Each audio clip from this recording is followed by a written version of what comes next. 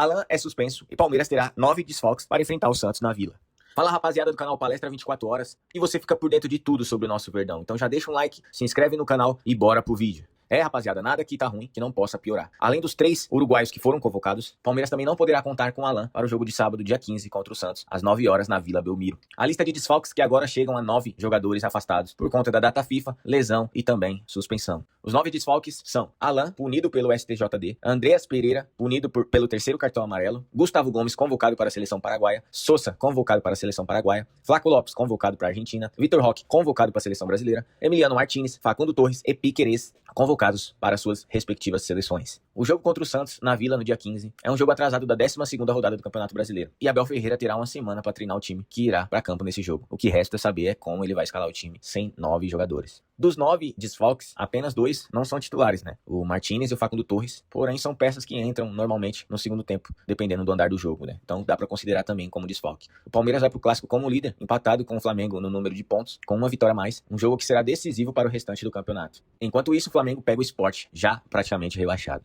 Agora a pergunta que fica é, por que o Bruno Henrique ainda não foi julgado e não teve sua punição decretada? Na tarde dessa segunda-feira, o julgamento que seria hoje foi adiado novamente, possibilitando que o atleta continue atuando normalmente. Por exemplo, contra o Santos, até gol ele fez. Envolvido em esquema de apostas, Bruno Henrique foi julgado e pegou 12 jogos de suspensão. Porém, o Flamengo achou muito engraçado e tiveram que remarcar o julgamento. Porém, esse julgamento nunca acontece e o jogador segue jogando normalmente. Durante a semana, o que ficará a nossa dúvida, qual time o Abel Ferreira irá colocar em campo, né? O Abel que falou ontem sobre a data FIFA em sua entrevista coletiva pós-derrota melancólica contra o Mirassol, mas agora a dúvida que fica é qual time entrará em campo. Deixa o time que você colocaria pra jogar esse jogo aí nos comentários. Se inscreve no canal, deixa um like e até o próximo vídeo. O Flamengo tem 68 pontos. Já teve campeão com 67.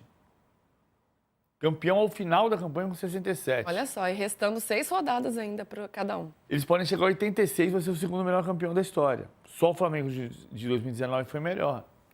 O Flamengo está nos dois pontos alto e baixo da história, né? O melhor campeão foi o Flamengo em 2019, 90 pontos. O pior campeão foi o Flamengo em 2009, 67 pontos. 67 pontos, o Flamengo foi campeão em 2009. O Palmeiras tem 68.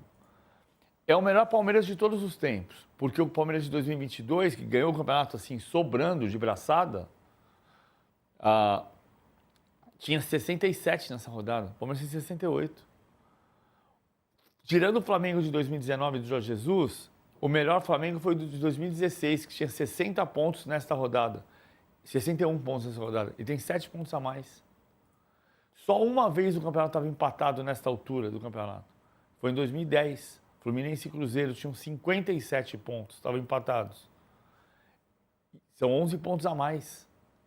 Isso quer dizer que o campeonato está melhor ou está mais desequilibrado? Eu acho que ele está melhor, mas é impossível você dizer com todas as letras é o melhor campeonato de todos os tempos, porque óbvio que se você desequilibra em cima, você desequilibra embaixo.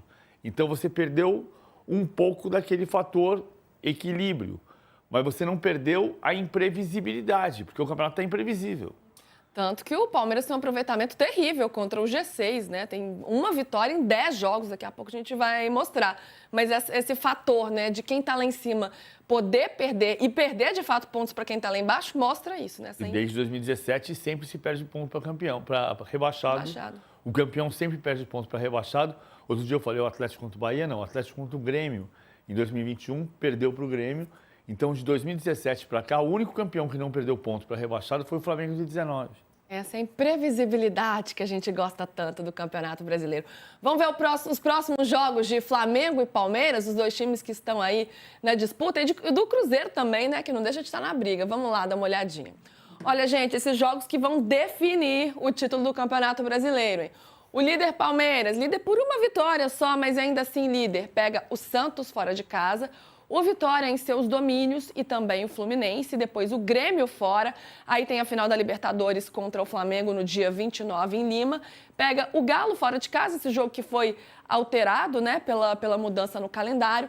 E termina o Campeonato Brasileiro contra o Ceará, que já vai estar aí fora da disputa, né? Então, ele pode estar disputando vaga na Libertadores. Pode disputar vaga na Libertadores, é verdade. Em relação ao rebaixamento já está tranquilo aí o Ceará. O Flamengo pega o Sport fora de casa na próxima rodada, recebe o Fluminense, faz o clássico contra o Flusão, joga contra o Bragantino em casa, visita o Galo, aí tem a final da Libertadores, depois o Ceará em casa e termina o Campeonato Brasileiro contra o Mirassol. O Cruzeiro tem menos jogos em disputas, porque tem a final da Libertadores e também tem um jogo já realizado. Então, Juventude fora, o Corinthians em casa, o Ceará, o Botafogo e, por fim, o Santos na última rodada. O 7, a gente já está fazendo essas contas, né? Quem se dá bem, quem se dá mal, são tabelas parecidas aí de Flamengo e de Palmeiras, mas considerando esse próximo jogo, né? Que o Flamengo pega o Sport e o Palmeiras pega o Santos. Essa liderança dá para mudar de mãos na próxima rodada? Ou você acha que vai permanecer assim? Como você vê? Dá e dá muito, Lu. O Flamengo, para mim, vence o Sport, é muito natural, teria que ser uma zebraça para algo mudar. E aqui não é apenas pela qualidade técnica do Sport, é porque o Sport fez um enorme esforço contra o Atlético Mineiro, o torcedor ainda junto, o Léo Pereira faz uma partidaça 2-0, o Sampaoli coloca os titulares e vem uma virada que vai do 2-0 para o Sport para 4-2 para o Atlético Mineiro, com o torcedor do Sport comemorando os gols do Galo. É esse o nível, assim. Então ali foi a desistência final, a pá de cal. Então, mesmo que existam chances matemáticas, o torcedor não acredita mais, o técnico é interino e se olha para a Série B. Ainda mais saindo da Ilha do Retiro, essa vitória para o Flamengo é natural, me parece até óbvia. Já o jogo do Palmeiras é um jogo complicado. O Santos teve alguns momentos bons contra o próprio Palmeiras no Allianz. Teve minutinhos finais contra o Flamengo que a gente vai falar que dão talvez algum caminho aí para o Vojvoda. E aí, diante de tantos desfalques, o Santos pode arrumar pelo menos um empate. E com a vitória do Flamengo contra o Sport, que para mim é óbvia, o Palmeiras pode perder esse primeiro lugar. O que pode entrar em campo nessa próxima rodada, nesses próximos 2 jogos? Os desfalques dos 2 times. Vamos dar uma olhadinha aí, quem eles perdem para esta rodada por conta da data FIFA. São muitos convocados. Como o PVC trouxe, né? São 37 convocados no futebol brasileiro, no Campeonato Brasileiro. Mas vamos ver dos 2 times aí, ó. Flamengo contra o Sport. Vamos colocar primeiro a arte, depois a gente fala aí do PVC. Alexandro, que está na seleção brasileira, Danilo também. Carrascal foi convocado pela seleção colombiana. Plata no Equador, Arrascaeta e Varela e Vinha no Uruguai. E o Pedro, que está lesionado, então já era um desfalque contado como certo. Ou seja, temos aí, estou até contando aqui, 1, 2, 3, 4, 5, 6, 8. Era mais fácil olhar para a tela. Mas pode ter o Bruno Henrique, né? E ainda pode ter o Bruno Henrique, né? Porque está sendo julgado hoje pelo STJD. E então a gente vai ter uma definição hoje quanto ele pode atuar no Campeonato Brasileiro. São 7 convocados. Além do Pedro, né, que está lesionado. Por parte do Palmeiras, temos Vitor Roque, Gustavo Gomes, Sousa, Piquerez, Martínez, Torres, Flaco Lopes, Andréas Pereira, Alan e o Everton. O Everton, todos os outros convocados. Alguns convocados, Andréas Pereira por suspensão, Alan por suspensão e o Everton lesionado. Então são aí muitos Aí tem convocados. mais o Lucas Evangelista, se a gente considerar os lesionados, né? Mas são 7 convocados também. São 7 convocados de cada lado. E o Alan está nessa lista porque ele se junta aí aos desfalques, porque foi punido pelo STJD. Num jogo contra o Fluminense, uma cotovelada lá no lance com Samuel Xavier. Ele já tinha sido julgado, já tinha pego 2 jogos, mas o Palmeiras entrou com efeito suspensivo e a punição foi mantida. Então ele pega 2 jogos, já cumpriu um, agora cumpre o outro contra o Santos, PVC. Palmeiras sofre mais olhando para essa... É uma lista gorda para os 2 lados, né? É uma lista gorda. Eu acho que o Palmeiras sofre mais só porque o adversário é mais difícil. No fundo é por causa disso. Agora, o Alan é aquilo que a gente falou. Assim, nunca tem muita transparência do porquê que você julga no STJD ou porquê que você não julga no STJD. O julgamento do Alan no STJD tinha sido marcado para outubro. Aí o Palmeiras fez um recurso e conseguiu o efeito suspensivo, que saiu pior a emenda que o soneto. Porque ele acabou suspenso no pior momento para o Palmeiras ter um desfalque. Não tem ninguém para jogar no sábado, foi suspenso. Mas azar, o Palmeiras pediu o efeito suspensivo. Só que por que o julgamento de uma suspensão, de uma expulsão de 23 de julho acontece em outubro?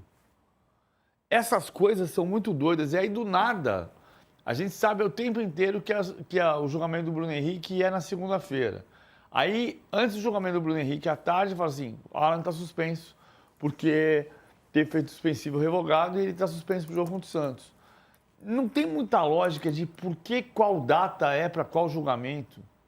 Isso é sempre um problema na credibilidade do STJD.